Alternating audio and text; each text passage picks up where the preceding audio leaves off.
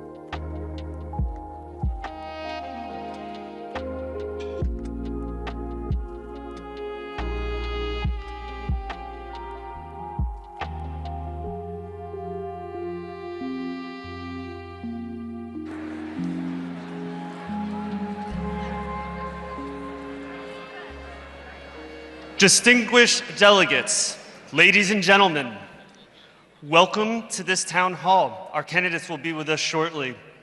When we begin, you could be on television, so please be aware of that. After the town hall, you will have an opportunity to participate in a poll. There will be a QR code that will be shown on these big screens that you can scan and answer questions. After the town hall, you are welcome to stay to listen to our post-town hall analysis on Bloomberg Television. We thank you very much for being here. We hope you enjoy the town hall. Thank you. Dick mic now on your table? Yeah. So it'll be shared. Why do I feel like I'm hearing, am I? At the end of this year,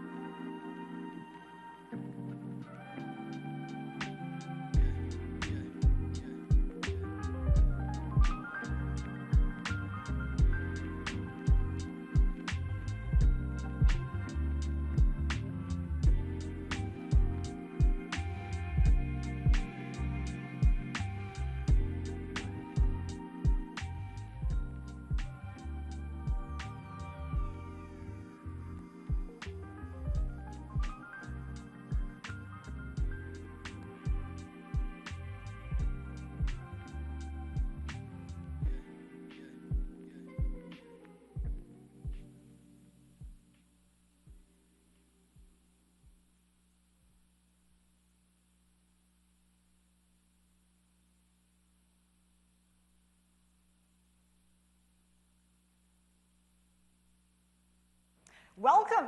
We are live. City. I'm Annalena Baerbock.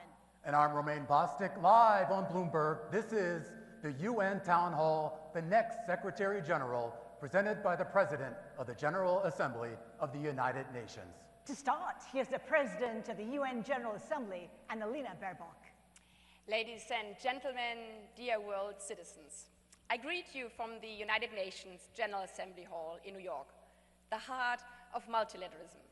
Today marks a critical step in the selection of the next Secretary General of the United Nations, probably one of the most challenging, but also most honorable job in the world.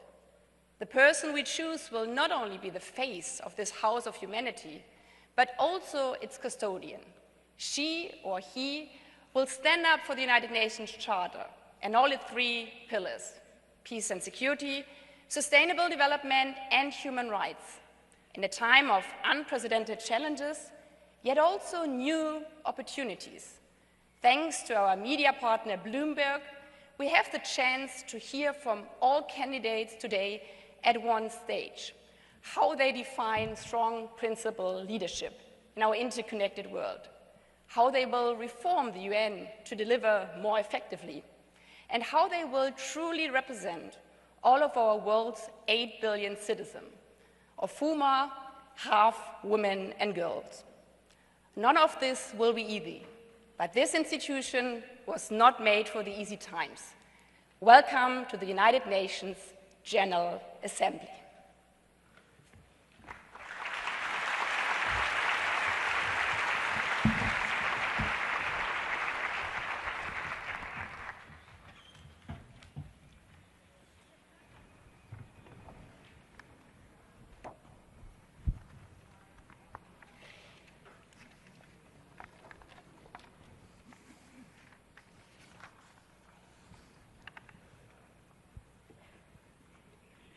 Good evening.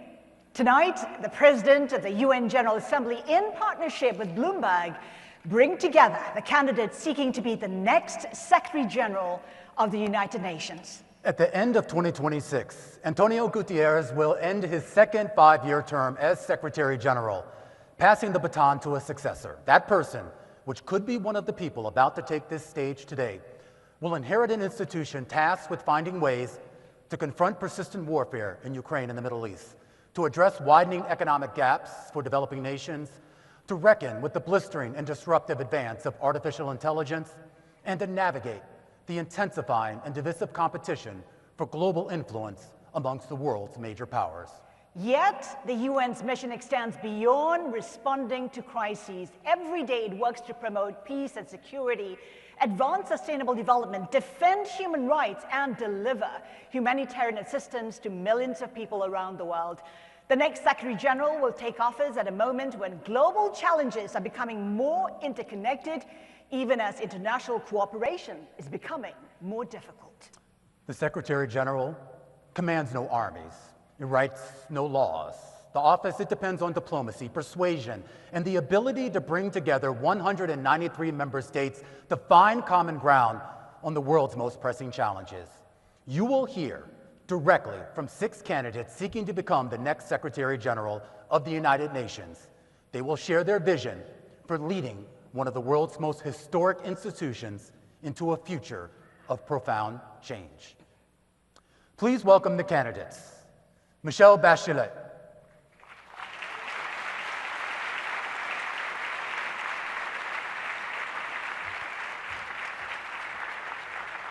Maria Fernanda Espinosa. Rafael Mariano Grossi. Rebecca Greenspan, Carolyn Rodriguez Burkett, Macky Sall. Welcome to all the candidates.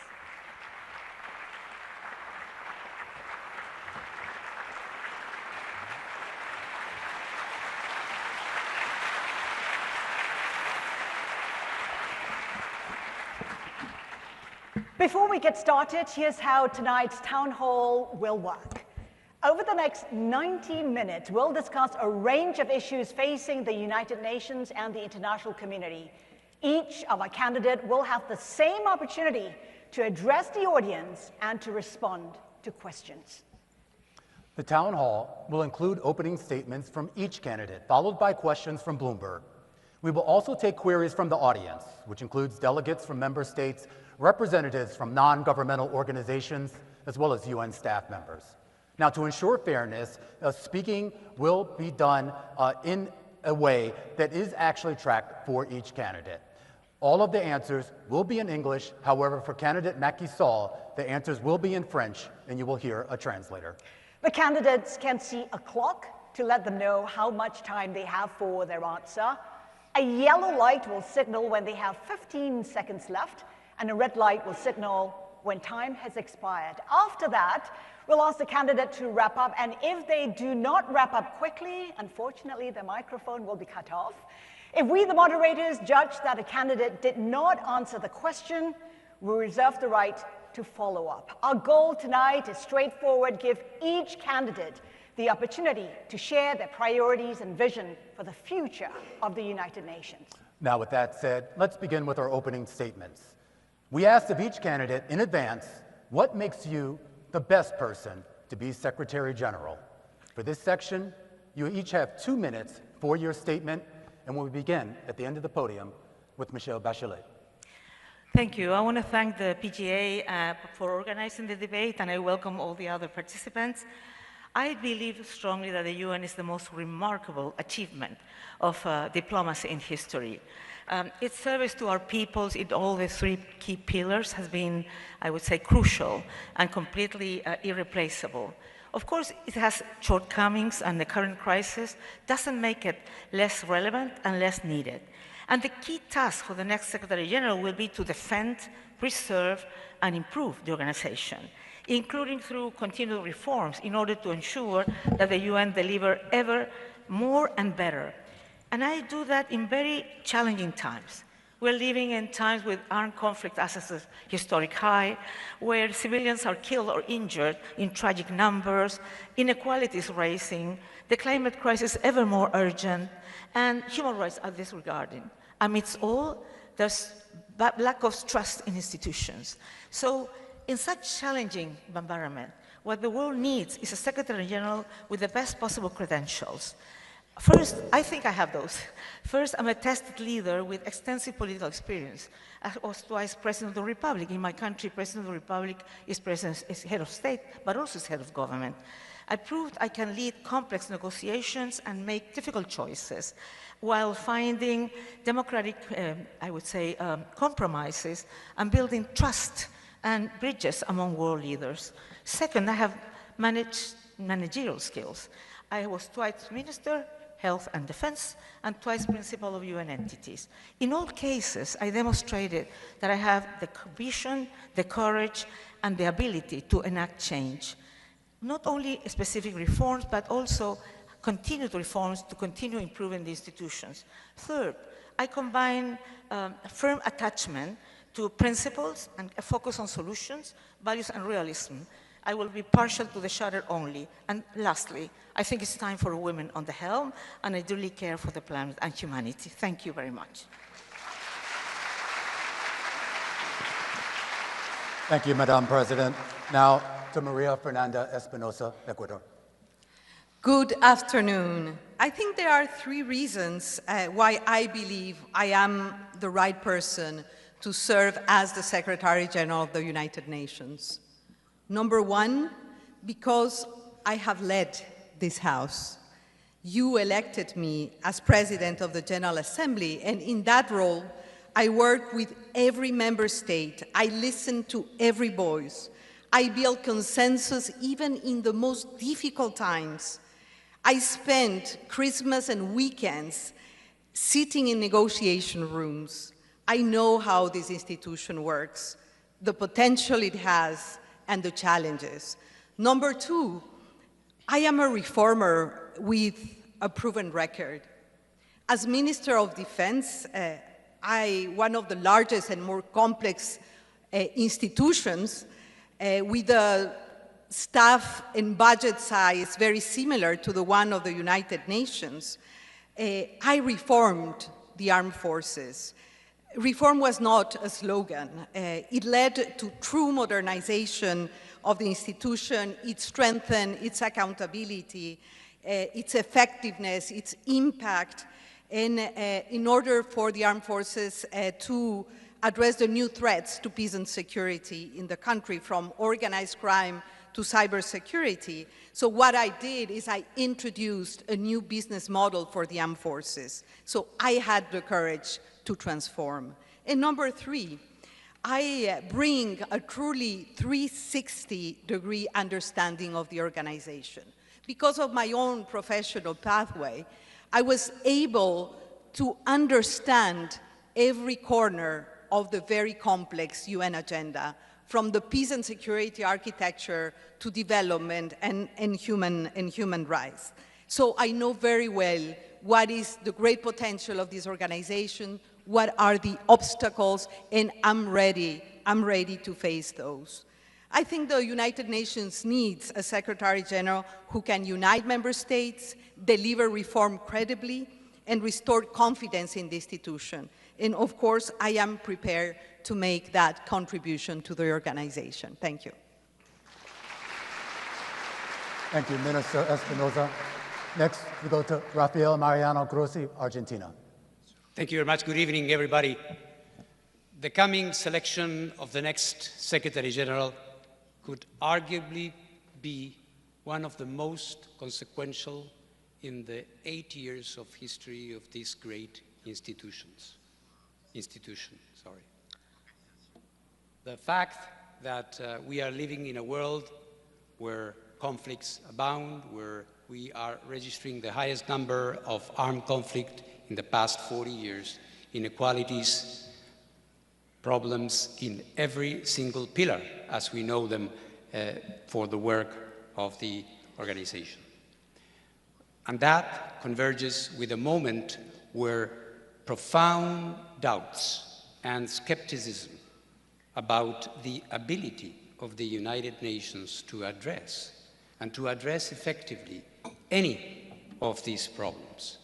We see, and it's hard to see, that the UN is absent from the resolution of the most serious conflicts that we are going through. And we also see that we are not performing at the level we should be in other areas. But multilateralism can deliver. And I say this because I live it, and I live it every day. I live it through the work of an organization dealing with one of the most dangerous, sensitive, and gravest of areas in international life: nuclear weapons, nuclear safety. And we, through the IAEA, have been able to act, and to act effectively in theaters of war, to talk to leaders who are fighting with each other, and be accepted as an interlocutor. This is what the UN must recover. This is what is at stake now. Thank you, Director General Grossi. Now to Rebecca Greenspan, Costa Rica. Madam President, Excellencies, dear candidates, I am running because what we do here in this hall matters for people struggling to be free from want, from illness, and from fear. Because we, nations large and small, can uphold the Charter as our anchor in a turbulent world.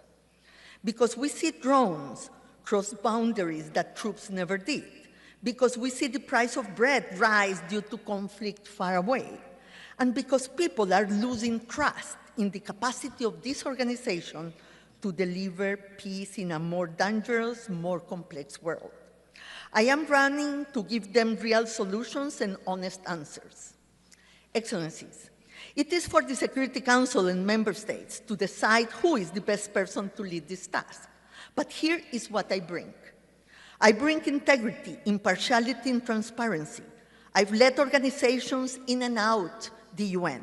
In each, I've built coalitions and consensus for action. I talk and listen to everyone.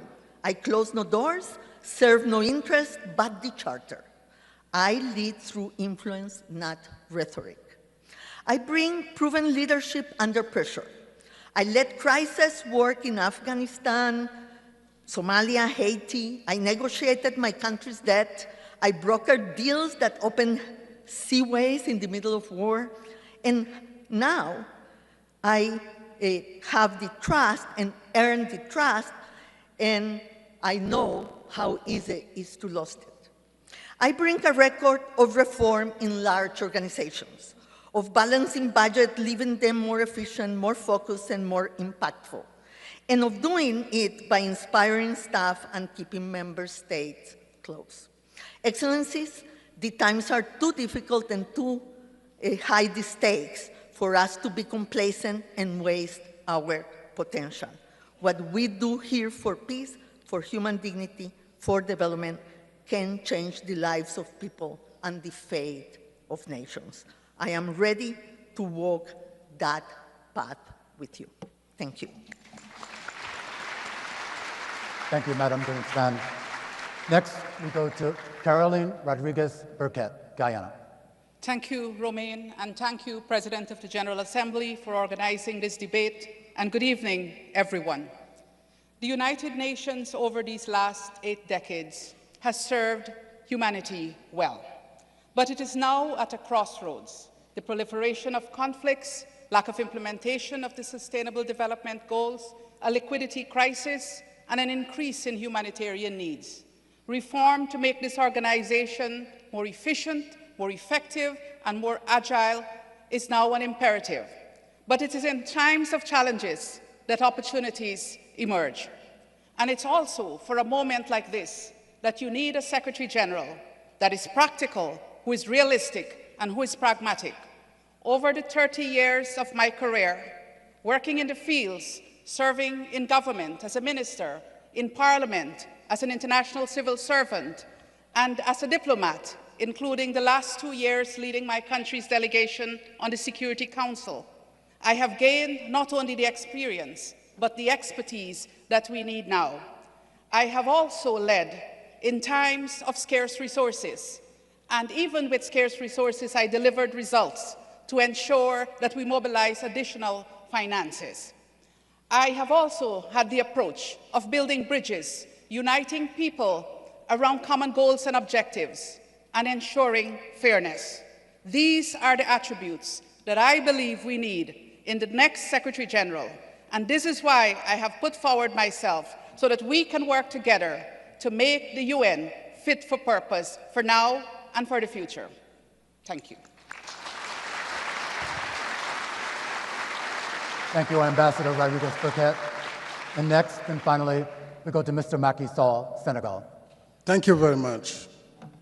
What I wish to offer is added value based on experience.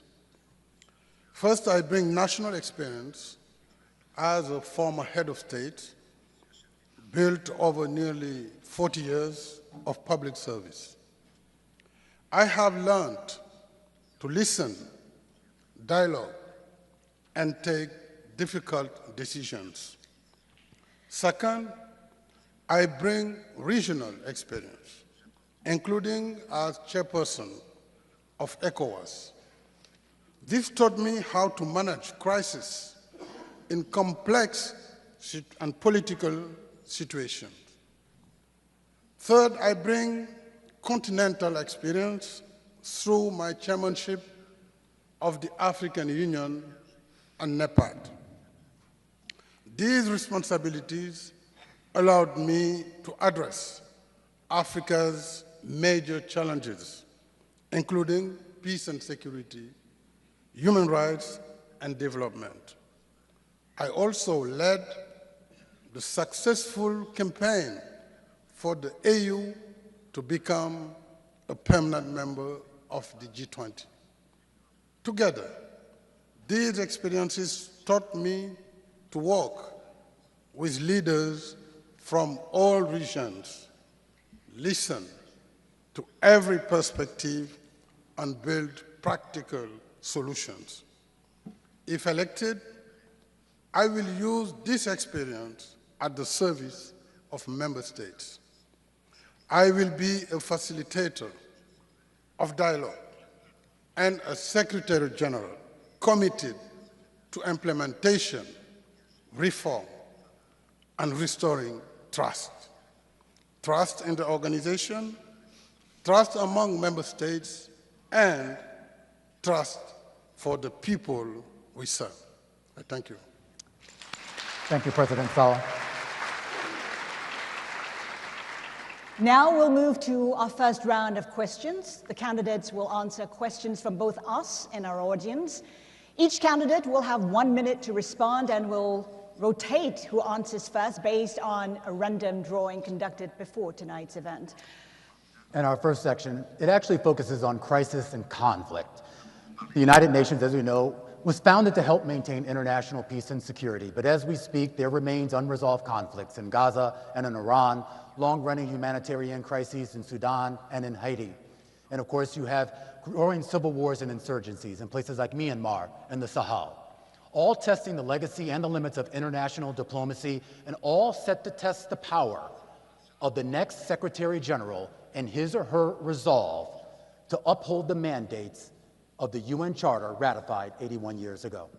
And here is our first question to all the candidates. And the question is, the current crisis over the Strait of Hormuz demonstrates how regional conflicts can threaten global energy markets and trade, closing a critical shipping lane for the world.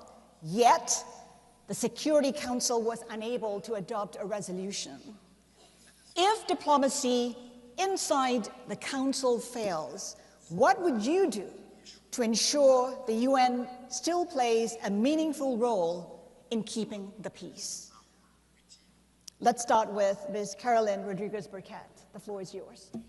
Thank you, Haslinda. Indeed, we have not been able to see the results we want to see in ending the conflict in the Strait of Hormuz.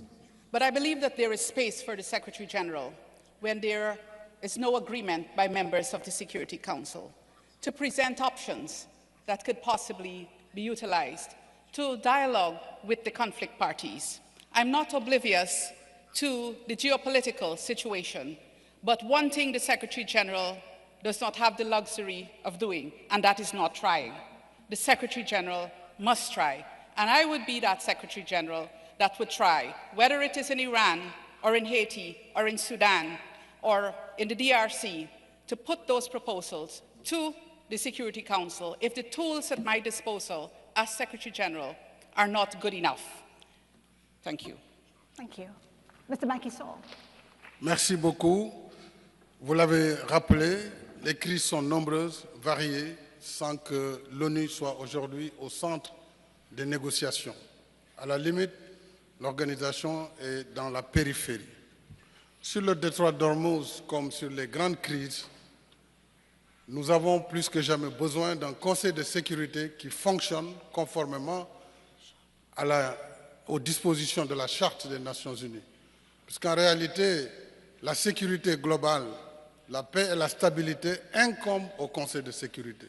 Et c'est le manque de confiance aujourd'hui entre ses membres, particulièrement entre les membres permanents, qui fait que les crises perdurent sans qu'on ne trouve des solutions. En tant que secrétaire général, la valeur ajoutée que je pourrais faire, c'est de parler à tous, même dans des périodes de tensions difficiles, et de créer les couloirs de dialogue nécessaires pour que l'héritage qui est le nôtre, qui est de préserver un monde sûr, soit assumé par notre organisation. Donc dialoguer avec tous, parler avec tous pour rétablir le dialogue et rétablir les ponts de communication. Rebecca Greenspan. Thank you.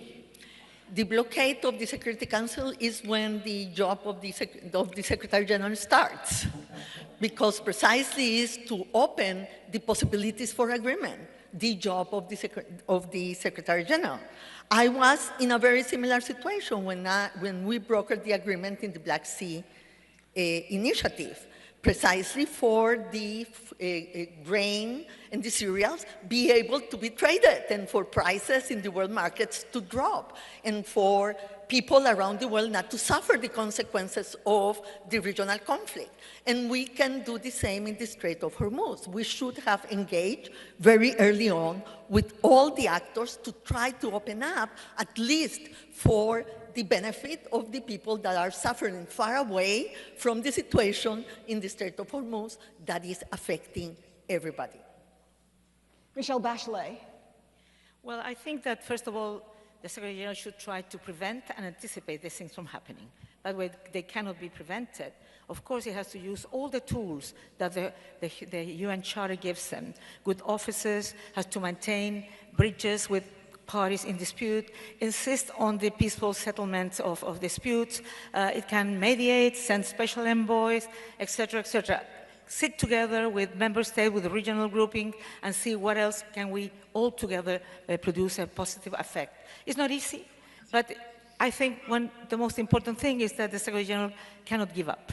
He has to insist and try and see different strategies and help member states to identify different strategies so peace can be brought to the people. At the same time, he has to ensure that the organization provides humanitarian assistance and support victims of those conflicts so we have no lives lost. Rafael Mariano Grossi. The metric of the success of the Security Council in a world like the one we are having is certainly not the amount of resolutions that can be adopted. We all assume that there is fragmentation, so the absence of an agreed resolution, one could say, is the most predictable outcome of these situations. Today, by coincidence, today, in this House, the Security Council was meeting, and they were discussing preventive diplomacy, conflict resolution, and of course, the issue of Chapter 6, Article 33, the Charter, all these things that are being mentioned. The issue, then, is not that we do not agree that the Secretary General has a role to play in those circumstances. The issue is to have the Secretary General that is really able to do that, to be impartial. Impartiality is one of the most difficult traits of the job of the Secretary General, which is not indifference, it is having the ability to put forward concrete solutions, to listen, not to condemn, to be there to solve a problem. Maria Fernanda Espinosa. Well, I think the conflict that you described shows us the current nature of conflicts. They are regional, they have spillover effects, and I think that the UN should mobilize the muscle of the UN to look at the spillover effects and support countries that are sometimes thousands of miles away because of the increase in energy prices, in food prices, the disruption of supply chains. So that is a role for the Secretary General. And the second role is, as my colleagues have stated clearly, persistence, being an honest broker, not just claim that you are impartial, but be perceived as an impartial, honest broker by the member states. There is always space for the Secretary General to operate as an honest broker. And of course, a Secretary General has to be persistent and physically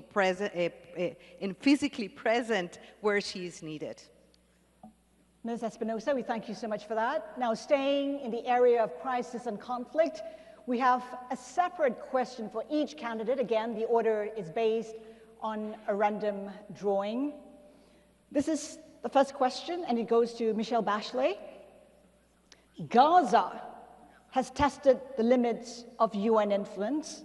The organization can document suffering and call for action, but it cannot compel the parties to change course. As Secretary General, what would you do when UN influence collapses like for Gaza and moral authority is not enough? Well, I believe moral authority is always needed. And you always need to speak out on the issues where violation of human rights have been, or where the violation of international law and humanitarian law is there. But of course, you have to insist on finding ways to put people together, to identify strategies that maybe are not perfect, but you can convince parties to go after that. So I think the Secretary General needs to be always open to possibilities, needs to be working with member states to identify in which way the Secretary General and the Secretariat can support the discussion that will be inside the member state.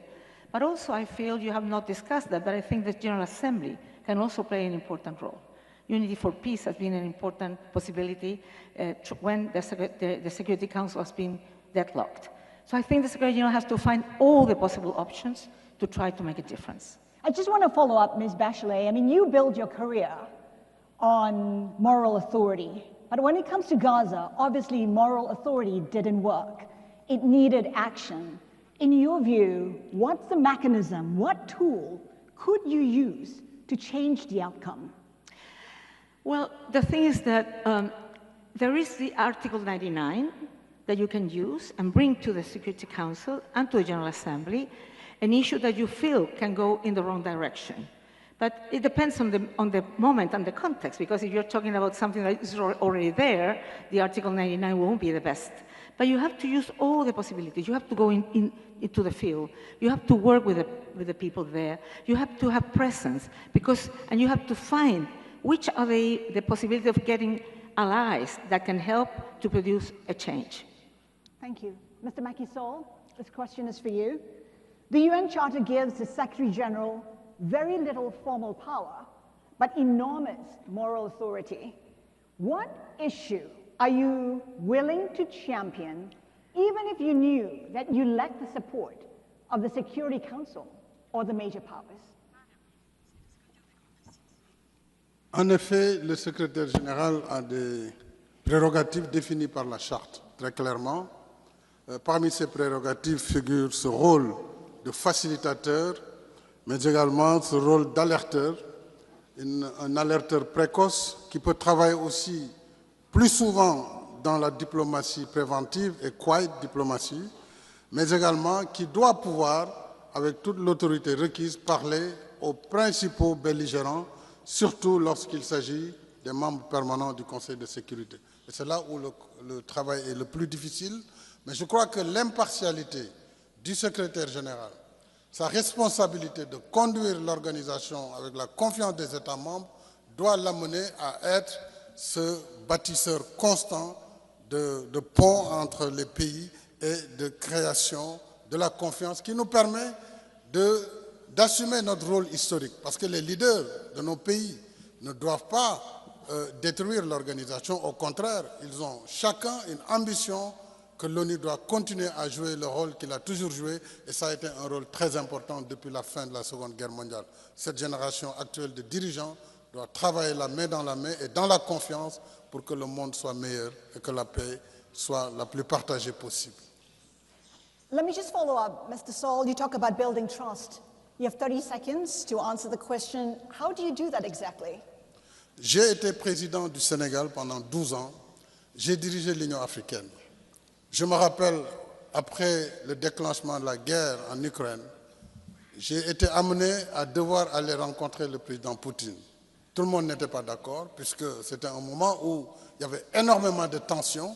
Mais justement, puisque j'ai représenté un continent d'1,5 milliard d'habitants qui vivait des conséquences sur le blocage du port d'Odessa, sur l'absence de facilité de commerce sur les engrais pour les pays africains, il fallait donc, malgré cette tension, aller à Sochi, mais aussi aller à Kiev. Donc il faut que le contact soit en permanence établi, quelles que soient les tensions, et c'est ça le rôle impartial que le secrétaire général doit jouer pour rétablir la confiance entre les membres. Thank you, Mr. Sall. Caroline Rodriguez-Burkett. The Security Council is increasingly paralyzed by vetoes. As Secretary General, how would you make it effective when its most powerful body cannot act? I believe that, as I said before, there is always space for the Secretary General. I've served on the Security Council, and I have seen in times when the Security Council could not act, when certain members or groups of members had different views on issues, when the Secretary General, this current Secretary General, was able to act. I would want to follow in that same path, because you bring neutrality as Secretary General. You bring a lack of motive only to help the vulnerable and those that are in need of the UN's assistance. And so I think I would capitalize on that neutrality, capitalize on the tools at my disposal, but also on the footprint that the UN has on the ground, that we could receive all the information that we need to make certain proposals to the Security Council. And the Security Council might not act today, but it might act next week, based on the Secretary General's recommendation.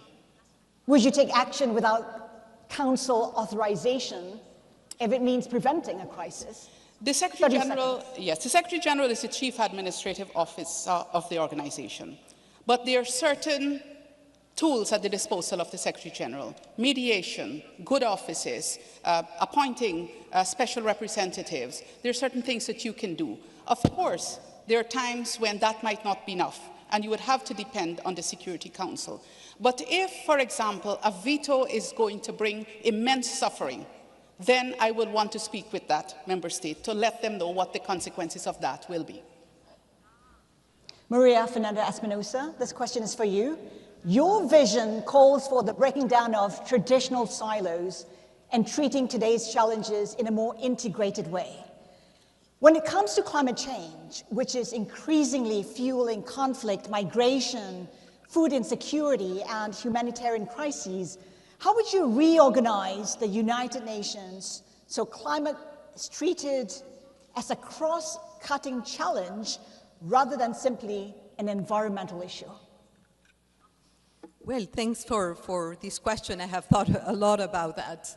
If we only think that there are more than 14 ASGs in this House dealing with climate change and not working necessarily together, climate change, I think it's not the problem, it's a symptom of a lack of harmony between our consumption and production patterns, our footprint, and the impact it has. You said well, climate change and climate shocks fuel conflict.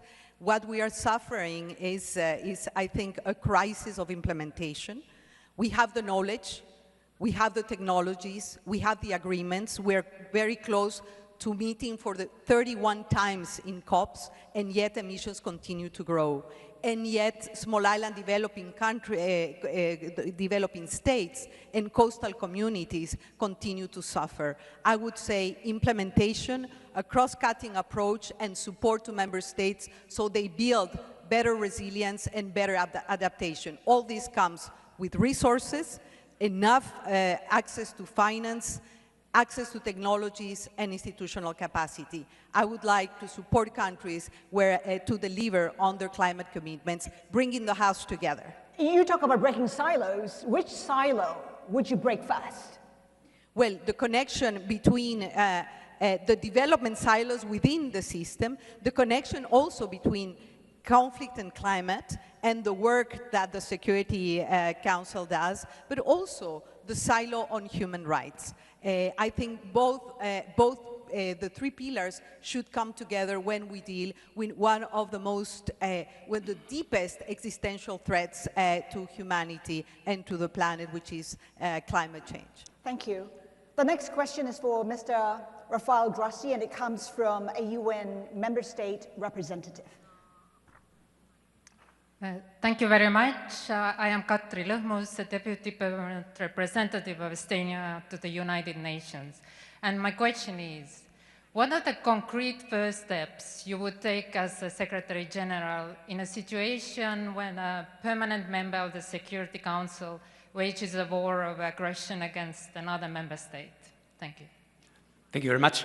I think the first thing that the Secretary General has to do, if I may, regardless of the fact that it is a permanent member or not a permanent member, any member of the United States triggering a war or using aggression is serious enough for the Secretary General to step in.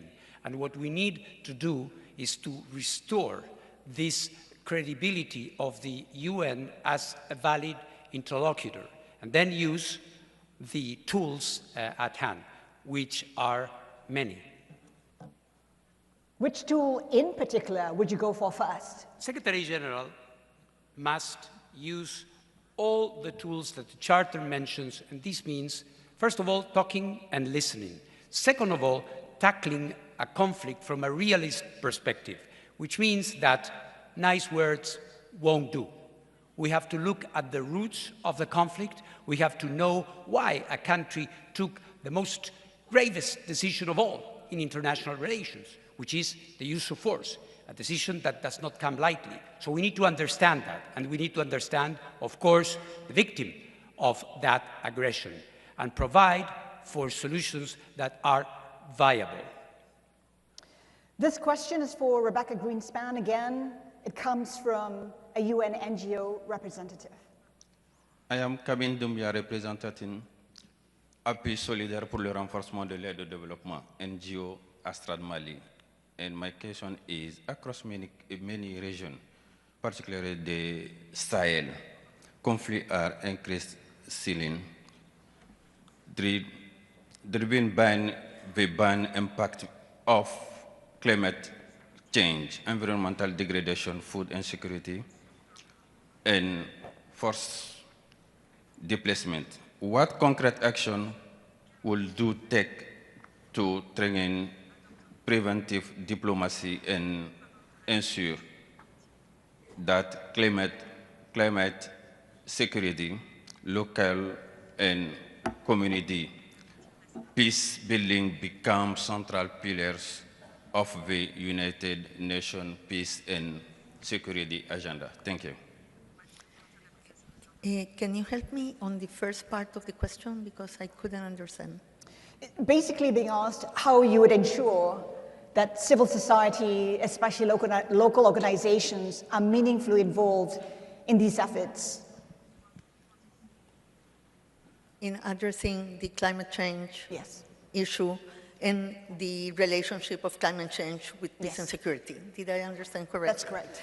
Yeah, thank you. Thank you very much. I'm sorry the sound was not very good. First of all, I really believe that climate is becoming an issue of peace and security. You know, most of the displacements that we are seeing today from people are because of climate issues. And so obviously it desestabilized countries, desestabilized regions, and the relationship with the local organizations to be able to craft these strategies, to be able to help the communities, is a major pillar of any action that the UN has to take. I have said very clearly, you know, the UN is unique, but it's not alone. Many times we want to do everything in the UN, but what we need to do in these cases, in many cases, is precisely to partner with regional organizations, to partner with local organizations that are able to be with the boots on the ground, with the knowledge, with the closeness to the people, for us to be able to act much more accordingly to the needs of the people. Let me just follow up, Ms. Greenspan. I mean, the UN often uses the phrase local ownership, but it seldom gives power to local organizations. What do you suggest can be done to address that?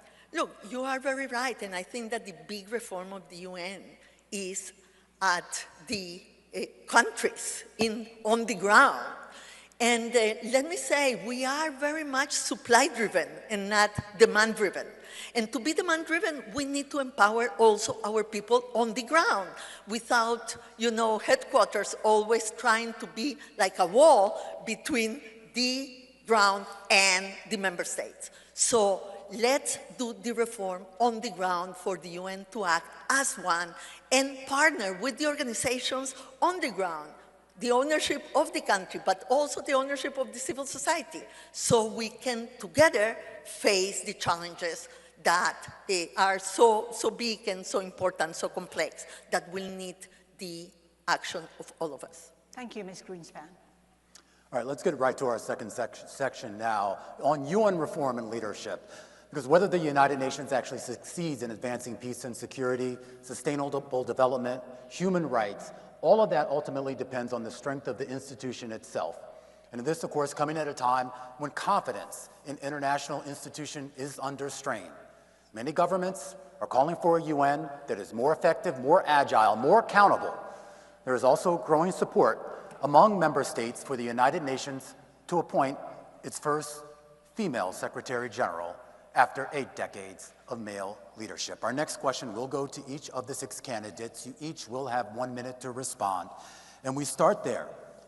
If elected Secretary General, the question is, at the end of your first term, what would you want governments and people around the world to say that the UN does better then than today? And I start with you, Madam Espinosa. Well, after 5 years, I see the organization with great hopes because I believe in human agency and in political will. So what I envisage is a UN that is trusted because it has delivered for people, more agile because it has transformed itself, and more united because it has renewed its sense of purpose. And the purpose of the UN is very simple, is to prevent conflict and to protect people. And I'm really ready to lead this transformation that the UN so badly needs. And I agree with those that believe that we need an organization that is more modern, leaner, more effective, and much more accountable. The same question goes to you, Director General Grossi. After 5 years will be time enough to see whether the UN is back on track. Firstly, by addressing and being seen as effective in addressing the most serious issues in front of us, be it in the area of peace and security, development, human rights, or any of those. This is very important. Perhaps we might not be getting them right 100%, but it will be clear whether the UN is back or not. And the second is that by that time, we will have shown that we had the ability to reform, that we had the ability to have a leaner but more focused and more effective UN. 5 years will show that. Thank you. The same question to you, President Bachelet. Well, I also believe that people will trust I hope that after 5 years, people will trust the UN. And they will trust because they will see a UN that's closer to their issues, that is responding better to their needs and their demands, who is also, I believe that the reform will produce a leaner UN, but muscle one, because we need a UN that is leaner, but not weak. We need a UN that is able to produce what people need to produce, to have. I believe in a UN that could be closer to the states, and they feel that the Secretary General and the UN represents truly the 193 member states, and that everybody can have a voice that will be heard. The UN is this unique space when everybody, weak, powerful, and powerless countries can dialogue and can find solutions. And if we are able to produce that in the UN, I think people will trust the UN, and that will mean that the UN will continue doing this relevant and essential role. Rebecca Greenspan. Yes, 5 years from now, I would like nobody to ask me again, where is the UN? That will be my indicator. I would like to see a UN that is back at the table in the scenarios of conflict. I would like to see a UN that has rebuilt trust, but has used that trust to deliver results on the ground. A more united, more effective, more agile UN. But also a Secretary General that has opened the spaces and the partnerships, the engagement with the Security Council and with the membership of the General Assembly, and that is able to bring them to the table, to bring them to talk and dialogue. What are the different ways in which we can tackle the problems? A Secretary General that has open doors and that is used by every member of this hall to solve the problems that the people face. Ambassador Rodriguez-Burgett. A few things. First, that the reforms that the UN is engaged in now would have been completed and would have started to deliver, especially on the ground, because that's where the impact is most felt. And that also we have a post-2030 agenda that is realistic and that is workable. Mindful that this next Secretary General will be there in 2030, so we need to start working on that post-2030 agenda, and we should have that by the next 5 years. Also, that the UN must be more present, especially in the peace and security arena, that we would have moved from where we are today to a UN that is delivering better in peace and security, both on the prevention side and ending of conflict side. And also that we would have seen that a woman as Secretary General can deliver working with member states. Mr. Saul. Merci beaucoup.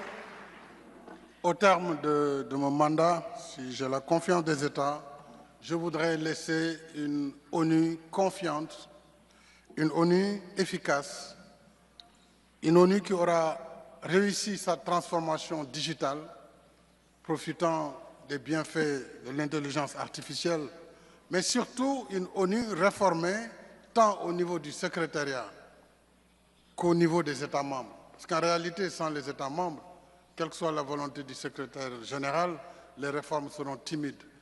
Au niveau des États membres, il nous faut réinterroger nos méthodes de travail. Nous avons 40 000 mandats aujourd'hui qui ont été activés dans les différentes instances de l'organisation. Plus de 27 000 réunions annuelles.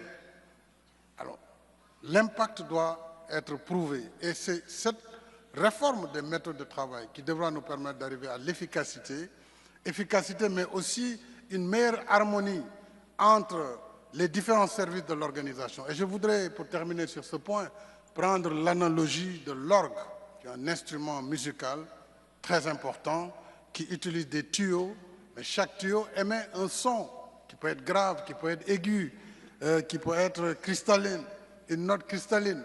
Mais il faut un orguiste, quelqu'un qui sait mettre en harmonie ces différents instruments. Nos organisations, avec les différents services, doivent avoir un organisateur de cette harmonie. Et si l'ONU devait être un orgue, je crois pouvoir avoir la capacité de donner une belle partition au nom des peuples que nous représentons. Thank you. Mr. Grossi, there is definitely a difference between influence and authority. The Secretary General often has influence through the power of persuasion. Can you give this audience an example of where you have used your influence over authority to get what is necessary?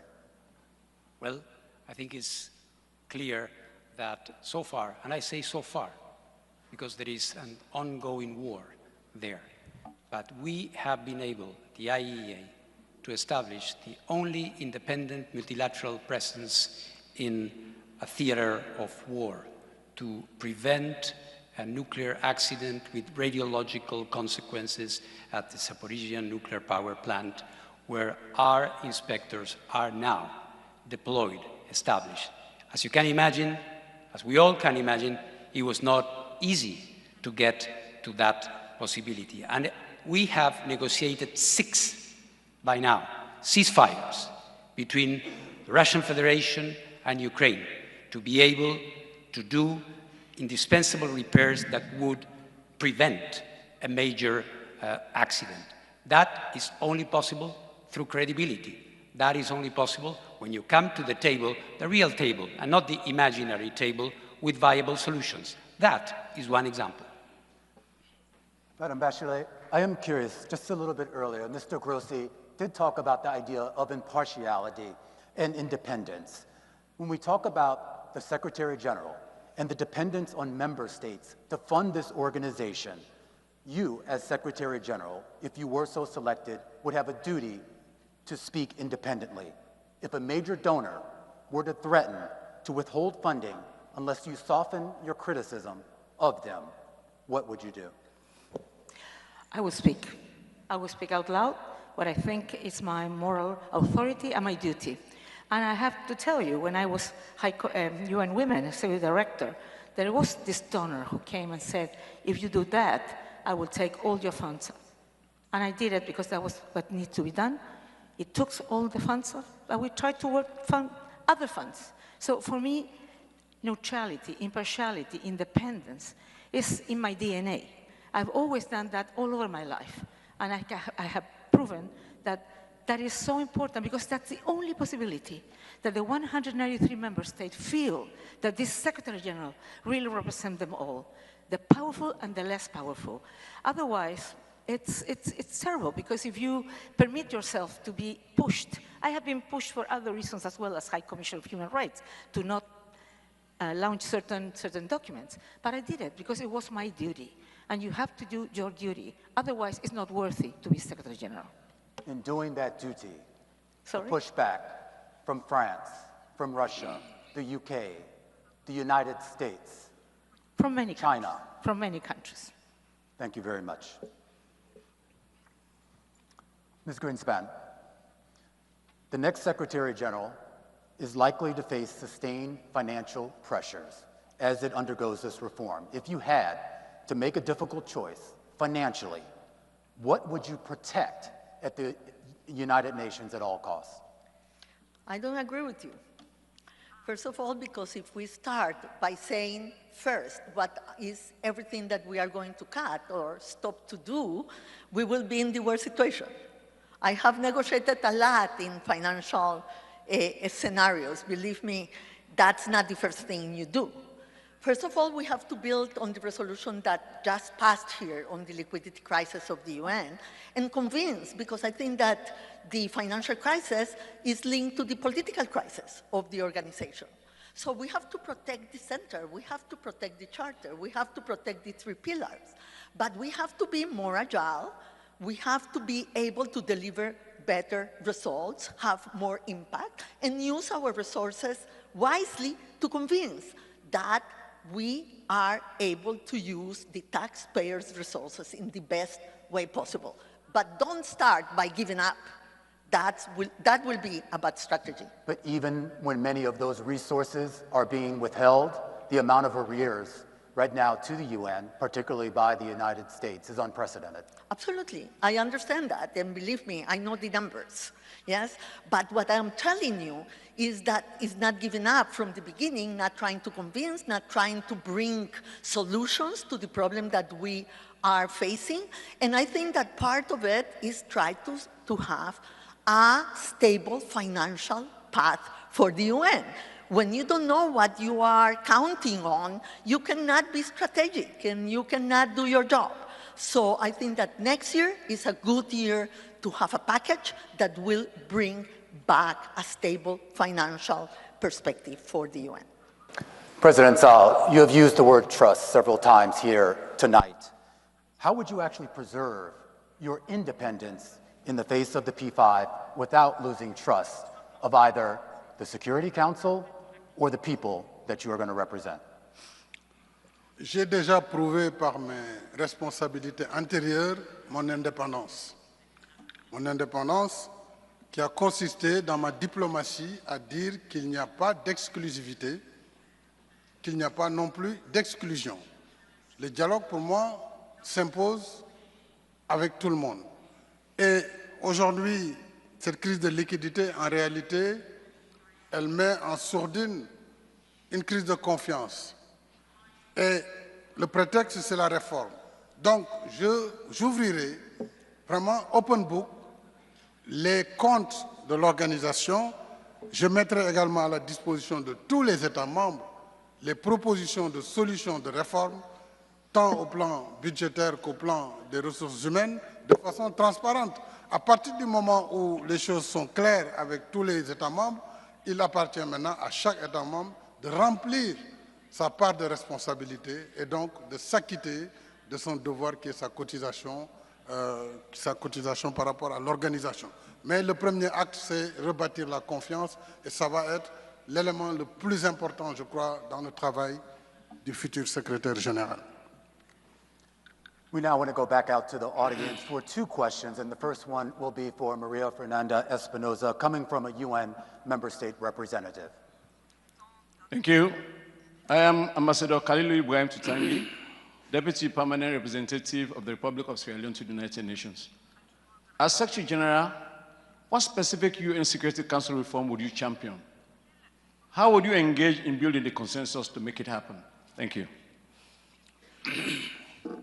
Well, thank you, Excellency, for the question. I think that the Security Council needs to improve its working methods and needs to be more effective. There were a few months ago, there was a special session looking at implementation of the resolutions of the Security Council, and there were many options discussed there, which I fully support. Basically elevating the role of the Secretary General as an intelligence provider, as an honest broker, as scenario building, as providing options to the service of the Security Council members.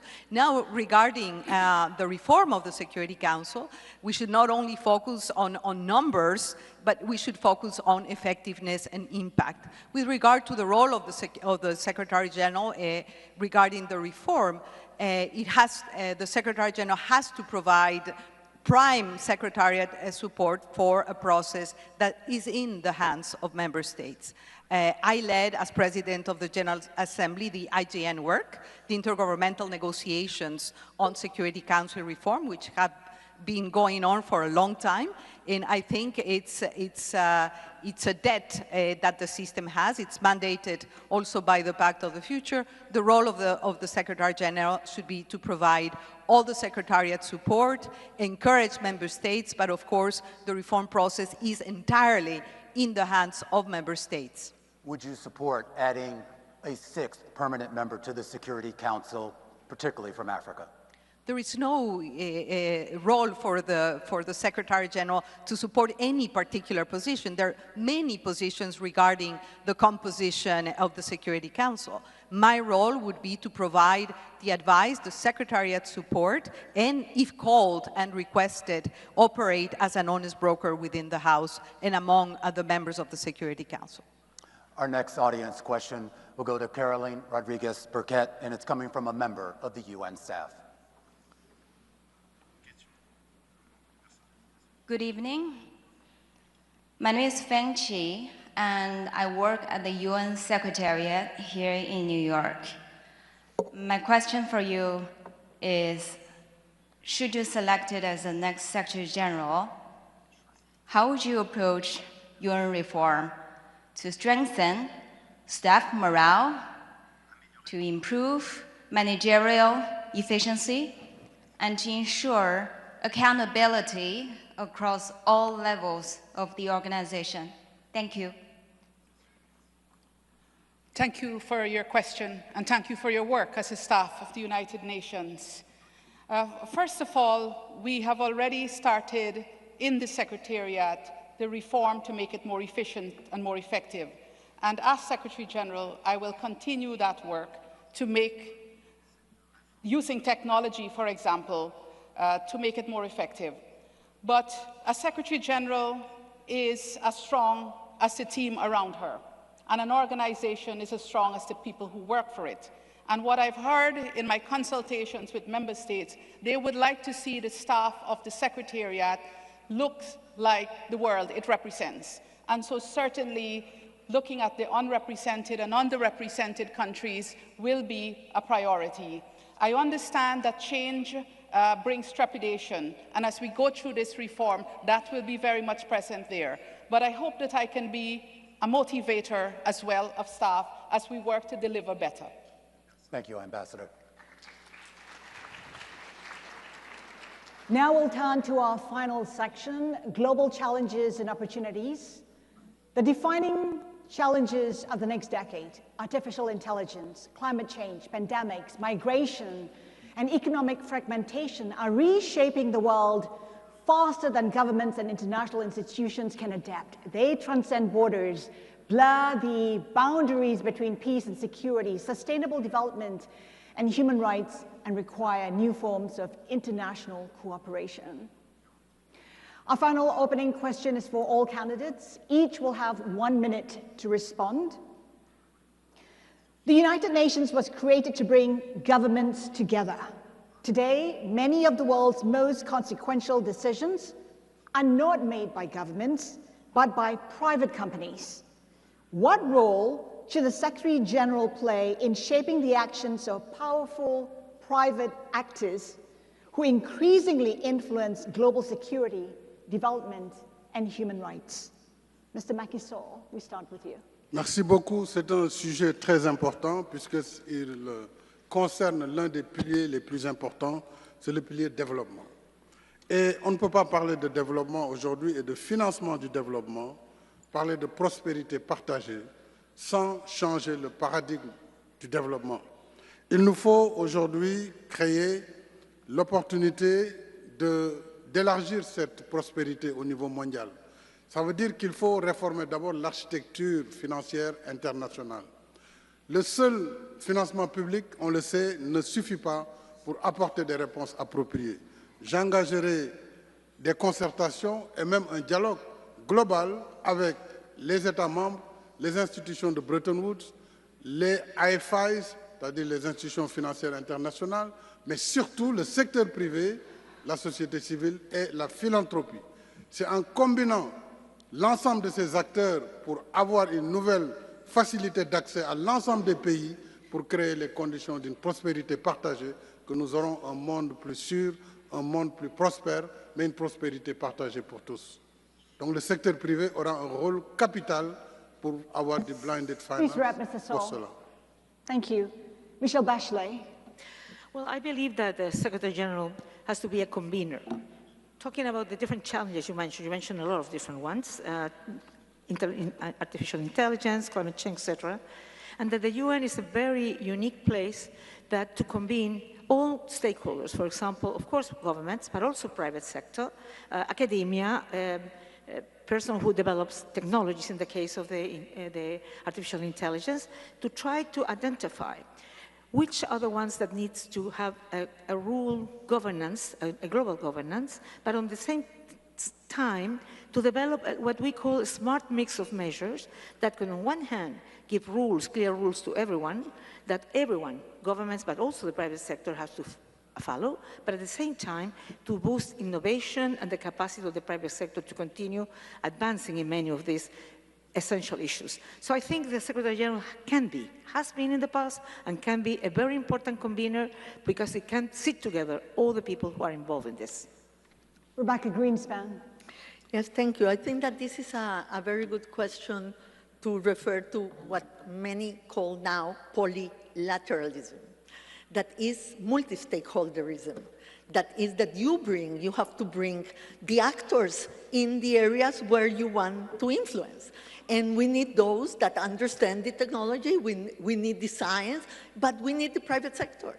And I think that we in the UN can use much more AI and much more new technologies to make us more efficient. And we can use it also in the scenarios of crisis to protect women, for example, with the technology in many of the crisis areas where women are suffering. So I think that this idea of polylateralism in the issues of technology and AI is very handy, is right, because we need to bring all the actors. Civil society has to be there because there are issues of human rights, there are issues of regulation, and the science that is now being convened by the Secretary General in the UN, I think that is a very important step forward in that direction. Carolyn Rodriguez-Burkett. I agree with former President Sall on the issue of development financing and how we can work with the international financial institutions. Ideally, it would be good if we have UN reform moving parallel with the reform of the financial institutions, but that might be too ambitious. But even if we can have small movements, incremental movements with the IFIs that are systemic and that will bring concessional financing, for example, to a large number of member states, especially developing member states, I think that will make things better for a lot of our people in the world. But I also want to speak about AI, because I believe that AI can be a force for good. But young people are concerned that AI will take their jobs, will kill their creativity. And so this UN, the wisdom of the 193, I believe, can come together to have an AI governance framework that can balance innovation and not stifle creativity, and at the same time, the concerns of our people. Maria Fernanda-Espinosa. Well, I think the UN and the Secretary General is equipped to convene, to partner, to advocate, and that's exactly what we need in the world of today. You asked about the role of the private sector, and I think this is absolutely critical, because that's where we see innovation, we see jobs, we see resources, and that's what developing countries need right now. They need investment, they need access to capital, they need technologies, they need opportunity, and that's exactly what the UN should help provide. I would also like to refer to the importance of artificial intelligence. There is a revolution happening in front of our eyes, and we have seen the UN already convene a few days ago in Geneva. The UN being a convener, but ensuring that AI is used for good, and that the source code of all the new technologies is human dignity. So we should share the opportunities, but also share the risk and work on them together. The UN is very well positioned on that. And again— Please wrap it up, Ms. Espinosa. Excuse me? Please wrap it up. Oh, well, I was going to say that we need to come to grips on how to better integrate the power of the private sector to work together hand in hand with the UN. This is very important, understanding, of course, very clearly that this organization is an intergovernmental organization. The same goes for civil society. The self-evidence of what the question has, the role of the private sector, must be understood in the UN, and apart from general assertions, we must see where we need to understand that. Of course, in the area of development, this is quite clear. Official development assistance is diminishing at a dramatic pace, and we need to recognize that. We need to recognize how we do development assistance in a way that will allow capital investment, enabling measures to set foot and to allow this role of the private sector to be really efficient. So that requires an understanding that certain top-down approaches, sometimes ideological approaches, are not working in the area which has been recognized by my colleagues here of artificial intelligence. Coming from a technical organization like the IAEA, we are very much aware of that. Here, neither starry-eyed optimism nor unjustified fears, just the right approach, which is not a top-down thing. Yes, the UN is looking at it, but some others are doing it. Just a few days ago, a new international organization has been set up to deal with that. So this means— Mr. Grossi, please wrap it up. This means that there are different approaches. Thank you. Now, staying in the area of global challenges and opportunities, we have a separate question for each candidate. Ms. Greenspan, we'll start with you, and it's on trade. Trade is increasingly being shaped by geopolitics rather than economics. Tariffs, export controls, and shifting supply chains are becoming tools of national security. What role should the Secretary General play in preventing economic fragmentation from becoming a source of global instability? Thank you very much. Let me start to say from the beginning that in a multipolar world, if we don't have multilateralism, we will walk towards fragmentation. Multipolarity with multilateralism is what will give us the promise of inclusion and prosperity for all. So let's not see this as two different things. They are the same thing. Geoeconomics had a lot of space at the beginning of the century, yes? But now it's true. Geoeconomics and geopolitics are two sides of the same coin. You know that I come from a trade organization. I believe in trade. I believe in trade for small and medium-sized countries to be able to benefit from the global economy. And I think that multilateralism has to be put forward precisely to avoid fragmentation. Fragmentation will happen if multilateralism doesn't step up. Just to follow up very quickly, powerful states weaponize trade. What mechanisms can be put in place to shift their behavior? Well, but let me tell you, if you look at the numbers of trade last year, trade was much more resilient than all of us predicted. And why? Because we have regional trade. Regionalism is back. Integration, different agreements between groups of countries are setting the rules of the game for them, even if at the global level, trade is being weaponized. So those are resilient instruments that countries have used to make trade still an instrument for growth and prosperity. Thank you. Mr. Grossi, this question is for you. Artificial intelligence is changing warfare as rapidly as it's changing commerce. Should the United Nations lead efforts to establish global rules for autonomous weapons, and what should those rules entail? There are certain guardrails that can be applied, but we have to be extremely careful. Some people say that we need an IAEA for AI, because here you have an international organization that deals with a very sensitive technology and has been doing it right. Unfortunately, the algorithmic space, the way in which frontline models are developed in a very diffuse way through different jurisdictions, makes it extremely difficult to go for a top-down, over-normative approach on AI. What we will need to have, and do it together with those who are driving this in different parts of the world, we are going to need a collaborative platform to define together what are the certain behavioral rules that we may agree on in order not to stifle innovation that we all need and to avoid that we lose the more important factor, human in the loop. Would you back a verification system? A verification system of the type that you have for nuclear weapons, for example, would be an illusion.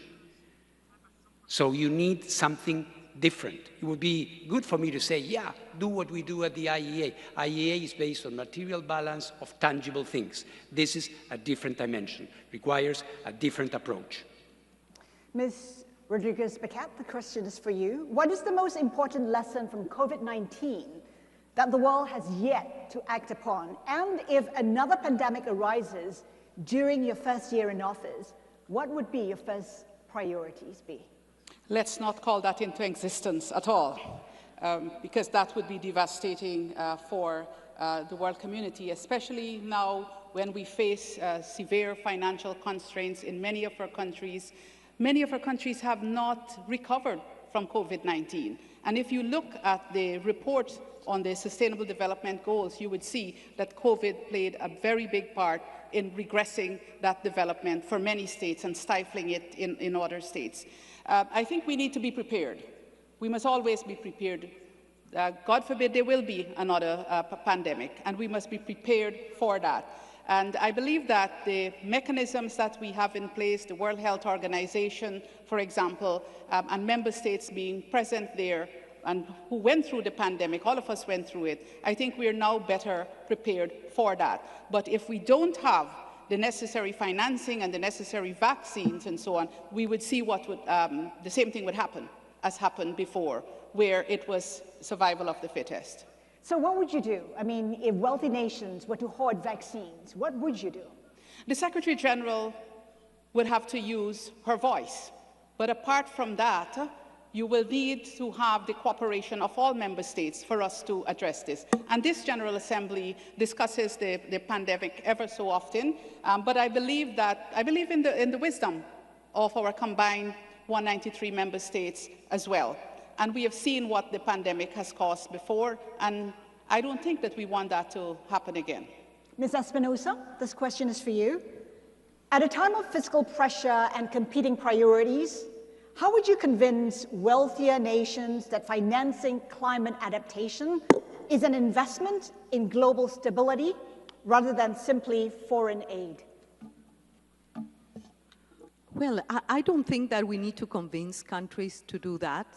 I think that the evidence, the data is out there, the science is out there.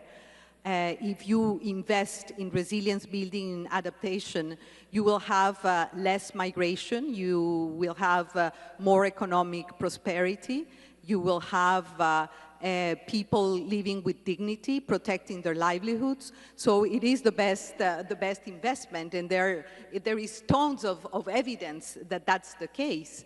And I think we need more investment in adaptation for sure, more investment in resilience building. If you look at the outlook between investing in mitigation, in lowering emissions, and in adaptation, the balance is like that. So we need to balance investment in climate mitigation, adaptation, resilience building. The mechanisms are out there.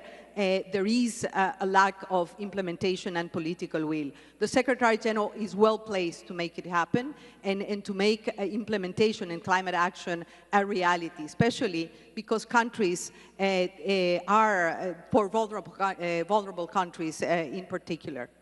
Mr. Sol, this question is for you, and it comes from a UN member state representative. Good evening. I am Ambassador Taonga Mushayavanu, permanent representative of the Republic of Zimbabwe to the United Nations. And my question is, what initiatives will you implement to advance meaningful reform of the global financial architecture, including address the debt burden, as well as operationalizing the severe commitment so that the Global South can access development financing on a just and equitable terms? Merci beaucoup, Excellence, Monsieur l'Ambassadeur du Zimbabwe. Je l'ai dit tantôt, une concertation globale sera engagée pour réformer l'architecture financière internationale. On voit tous le poids de la dette.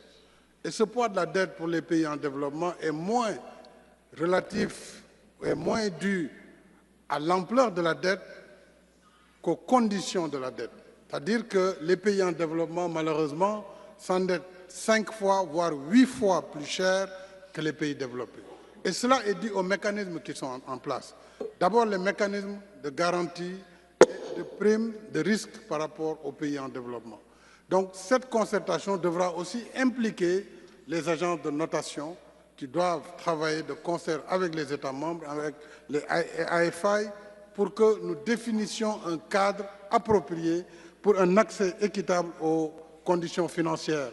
On le sait, le financement public ne répond plus aux attentes, surtout qu'il a baissé drastiquement. Il faut donc associer le financement privé, mais mitiger le risque, parce que c'est là la limite du financement privé, et faire en sorte que les pays, par l'investissement privé, par le partenariat, puissent davantage commercer, et c'est dans l'intérêt de tous les États membres. Thank you. And now to Michelle Bachelet, a question from a civil society organization representative. Good afternoon. My name is Rosario Diaz Garavito, representing the Millennials Movement, and my question is, in a context where human rights are increasingly challenged, how will the human rights pillar be prioritized in your mandate? How will the United Nations ensure that funding for human rights remain as part of the humanitarian response, including through the Office of the High Commissioner of Human Rights? Well, as Secretary General, I must acknowledge and act upon legitimate concerns regarding the efficiency and effectiveness of the UN. As High Commissioner of Human Rights, I have seen firsthand how critical they are for the prevention of conflict. First of all, it's a real important tool on prevention of conflict and also in peace building, but also, I would say, as for the development of member states. And as Secretary General, I will be ready to speak up with responsibility, but also with robust reason, every time is appropriate, contributing to effective measures and also to end violence and violations. But I will actively seek to demonstrate to all concerned that human rights is crucial for international peace and also for sustainable development. I will ensure stronger coordination, I would say, among different agencies, funds, and programs that do develop human rights work at the ground. The other thing is to work with member states to avoid cuts to an organization that is chronically very ill financed, and also human resources are not big amounts of it. That's only, I believe it's only like 2 or 4% of the budget, of the regular budget that goes to the Office of the High Commissioner. And I will actively engage with leaders everywhere to ensure that we can mobilize voluntary contributions so human rights can be that important key pillar of the UN. Thank you, Ms. Bachelet. Let's move to our final question now, and it does focus on the first words of the UN Charter. We, the peoples. You will each have 1 minute to explain what you see is the greatest threat facing the world's peoples. And I begin with you, Caroline Rodriguez-Burkett. I would say the threat to multilateralism. Multilateralism is the guarantee for our global security and protection, and we have to protect this at all costs. I know that the world out there is looking to see how multilateralism is benefiting the people on the ground. How is it ending conflicts or preventing conflicts? How it is delivering on development? But I also believe that we have an important responsibility, and as Secretary General I would work on this, is to communicate to our populations about the importance of the United Nations and multilateralism. The generation of World War II is not with us anymore, and history has a way of repeating itself if we don't learn from it and if we don't communicate about this. But I think communicating the work of the UN is better when it's also underpinned by action, and action to make changes on the ground, to see development on the ground. And that is what I would do as Secretary General, communicating why the UN exists, why multilateralism is important, but also what actions are being taken by the United Nations to address the global challenges we face today. The same question to you, Mr. Sall. Merci beaucoup. Si nous voulons représenter dignement les peuples et répondre à la promesse de la Charte, nous devons revenir aux fondamentaux de l'organisation, la paix, la sécurité, le développement, les droits humains. Agir efficacement sur ces leviers permet de donner une réponse appropriée à la jeunesse du monde. Je rappelle aujourd'hui, on a près de 4 milliards de jeunes pour lesquels il faut trouver une éducation, une formation, un emploi. Il faut surtout défendre les femmes dans leurs droits, les jeunes filles, dans leur éducation et dans leur statut. Donc, travailler de concert avec l'ensemble des États membres autour de ces priorités doit permettre, à l'issue des prochaines 5 années, de voir que l'ONU est revenue au centre du jeu mondial dans le cadre d'un multilatéralisme rénové au service de l'ensemble des États membres. Mr. Grossi.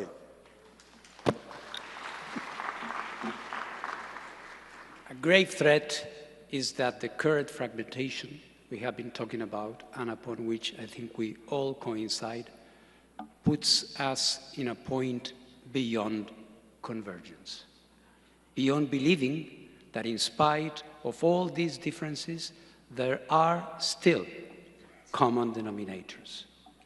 That generation 80 years ago had differences, but it understood that to avoid the scourge and the misery that had affected them twice in one generation, they had to do something different.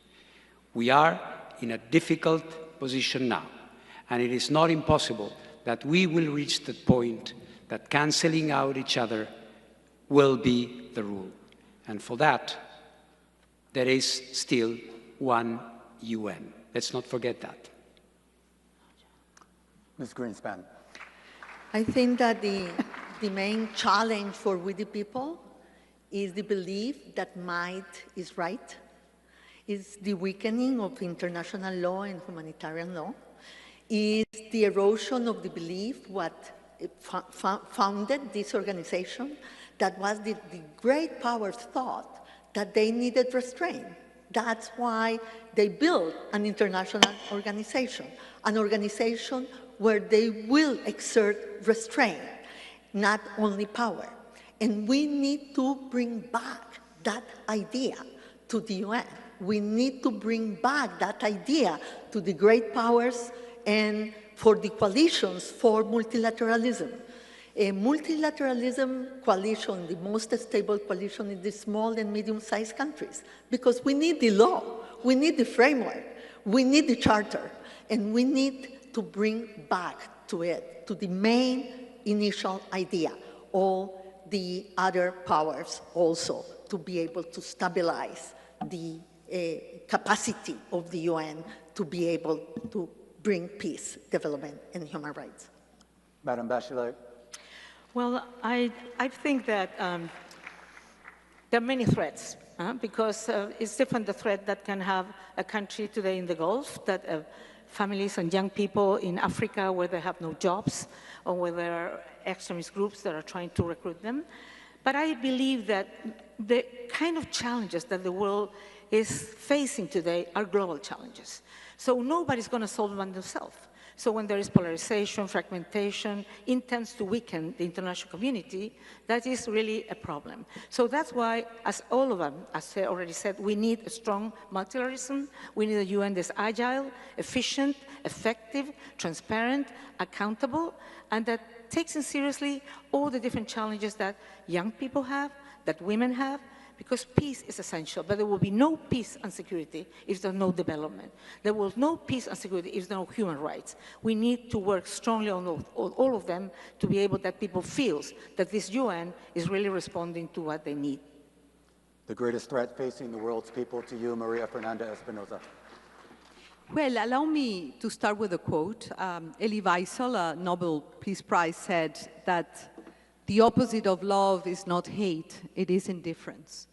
And I am afraid of that, of indifference, especially understanding that nearly half of humanity is under 30 today, and yet the institutions that are shaping their future and their present are still designed, led, and governed by previous generations.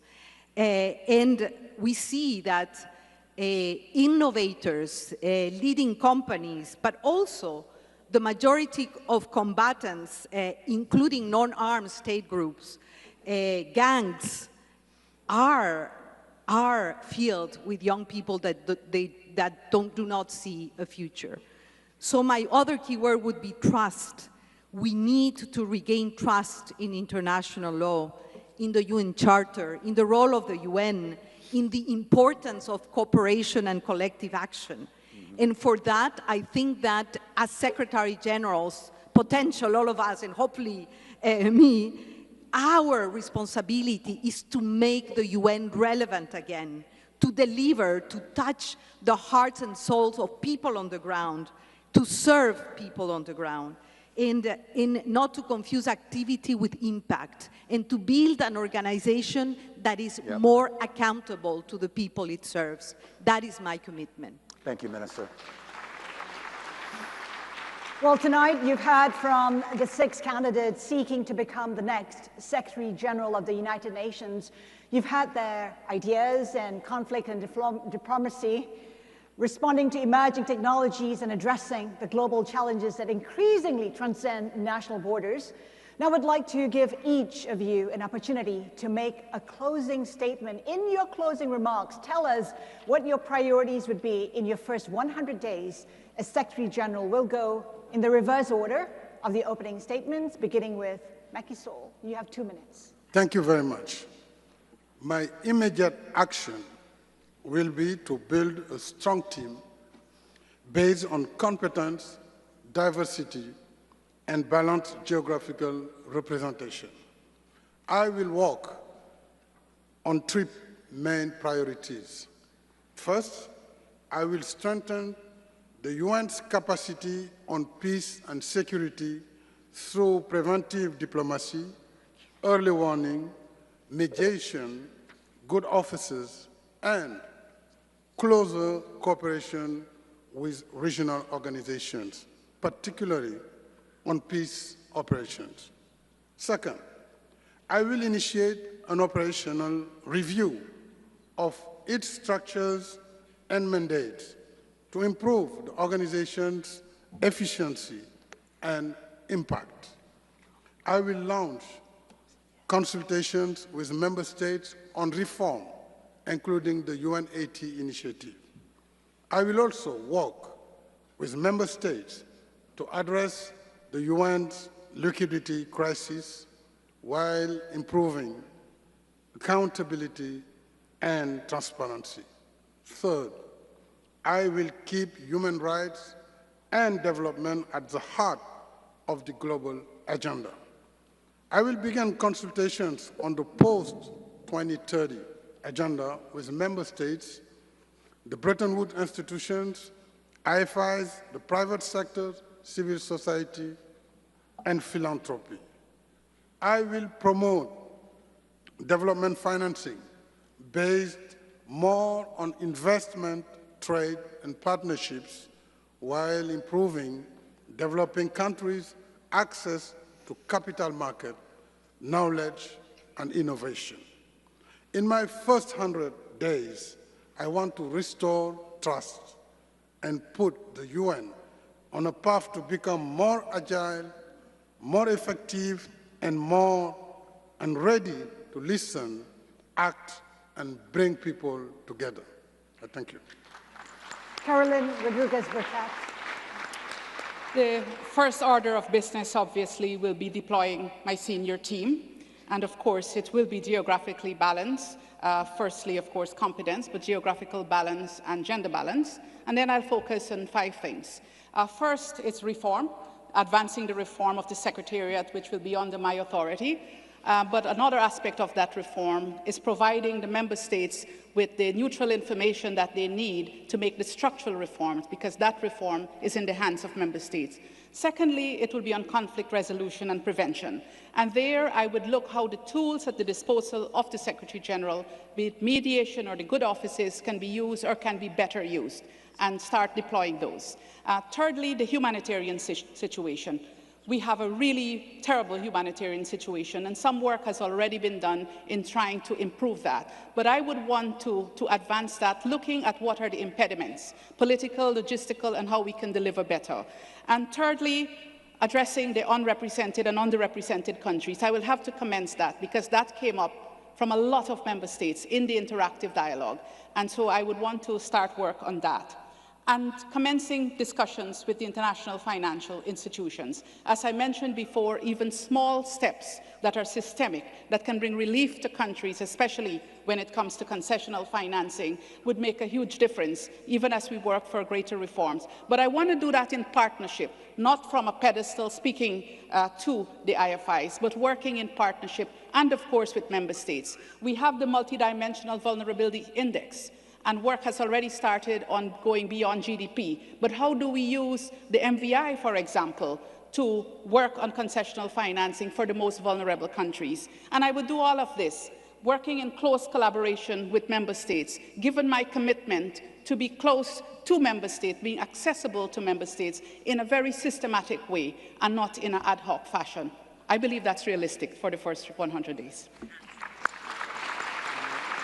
Rebecca Greenspan. Yeah, momentum is set on day 1.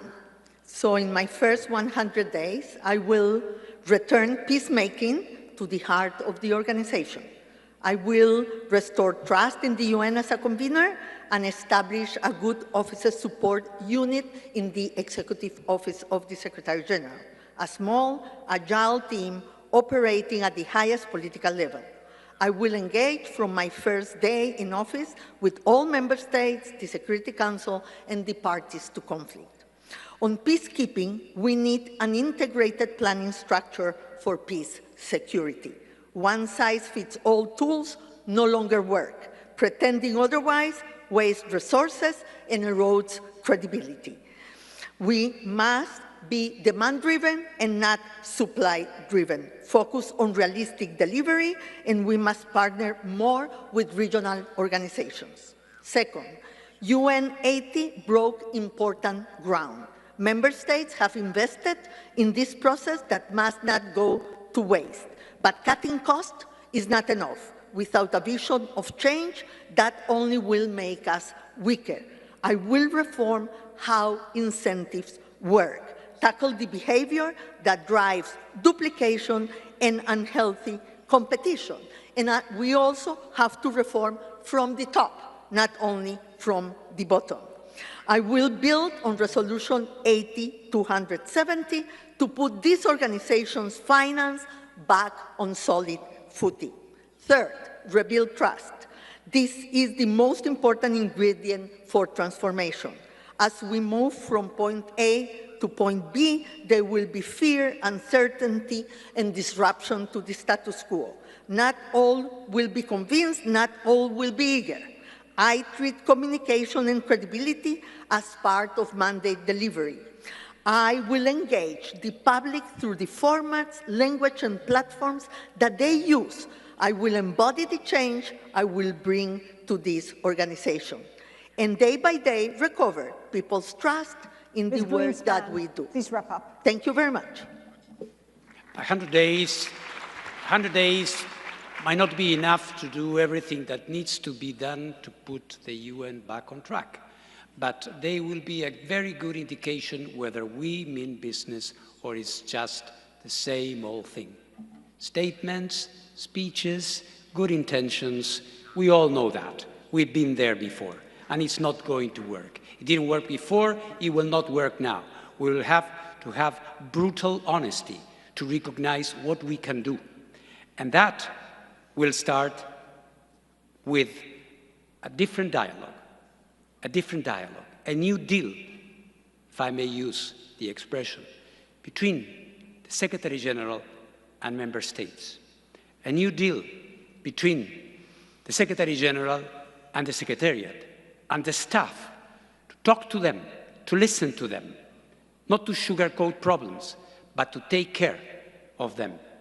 It will need that we look at developmental areas with the wisdom that the new times and the new economic circumstances that we have dwelled upon during this conversation require.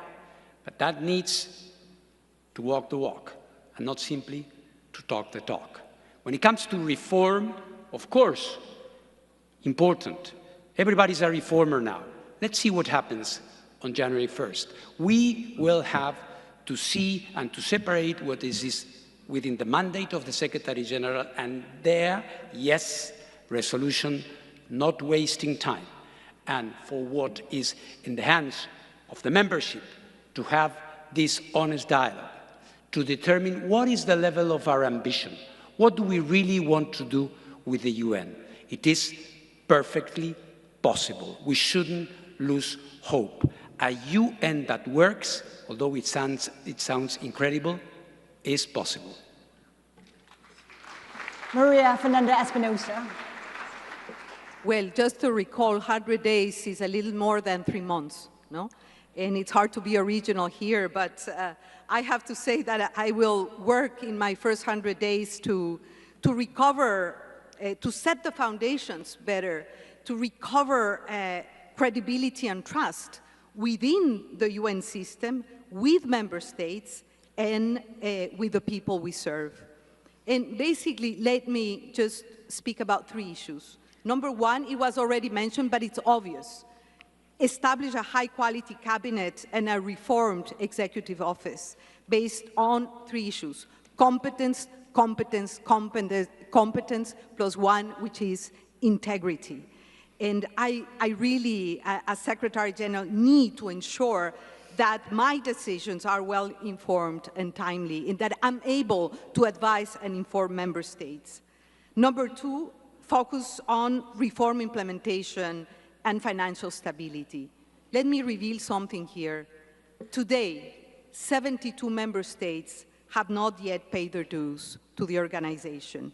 This is, of course, not only a financial issue. I think it is a message that we need to regain trust of member states so they see value for money, so they see that this organization is to become more accountable, more transparent, and more impact-driven.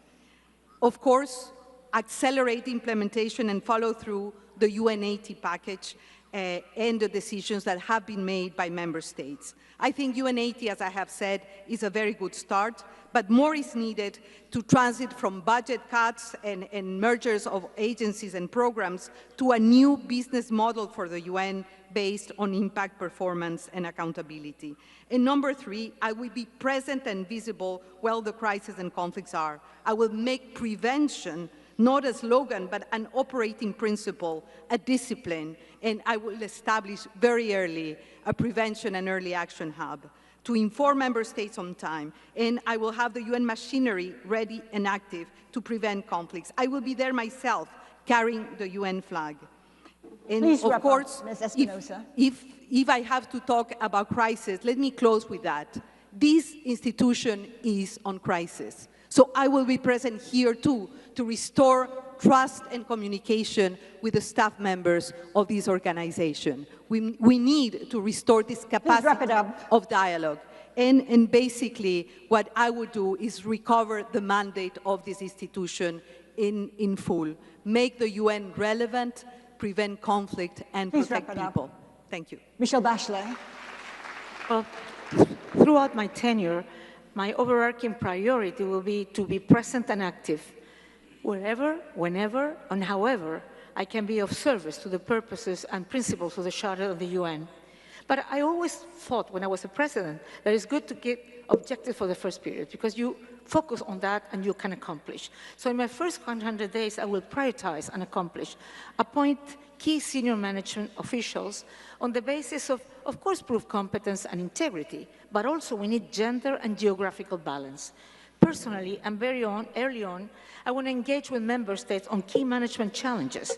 This means making substantial progress on how to best deepen and accelerate reforms that combine greater efficiencies and effectiveness. The goal will always be to make the UN leaner, but muscled. We don't want to make the UN weak. And in this area, it's not only to work and engage with members, but also with the staff, because I know that the staff want the same, want a very strong UN. Second, I want to secure, I will try at least to secure the financial stability of the organization through payment of assessed and voluntary contribution, which is indispensable for all else. I will review all institutional and financial tools available to the Secretary General under Chapter 6 in order to boost effective action on peacemaking and peace building. I will look very carefully at the recommendations made today at the Security Council.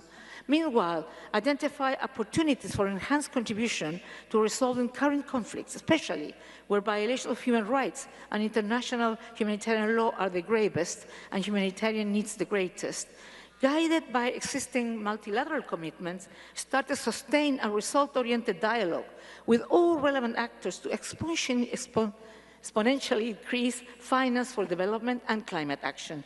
This is a very condition for robust, long-term sustainable development, and also something that's been absent here, the insurance of the Agenda 2030. To succeed, I will work in good faith with all those willing to help ensure the UN continues to be the tremendous, powerful force for good it has been for decades. I think millions around the world truly need it. Thank you, Ms. Bachelet.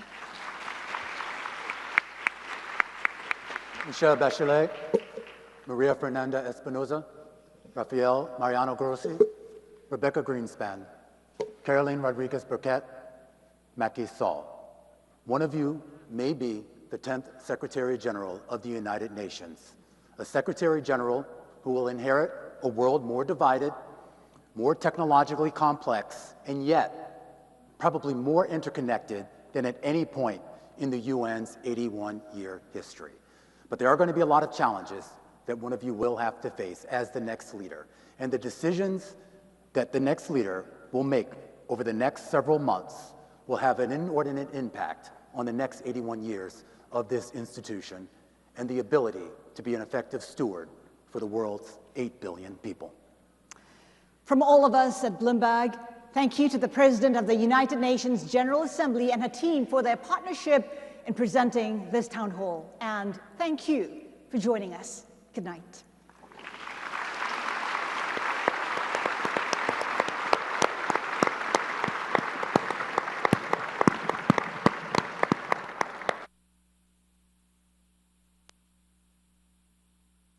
Distinguished delegates, ladies and gentlemen, there's more. In a few moments, the moderators will begin a town hall discussion to wrap up on Bloomberg Television. Now is the time to answer the poll questions. The QR code is on the screen.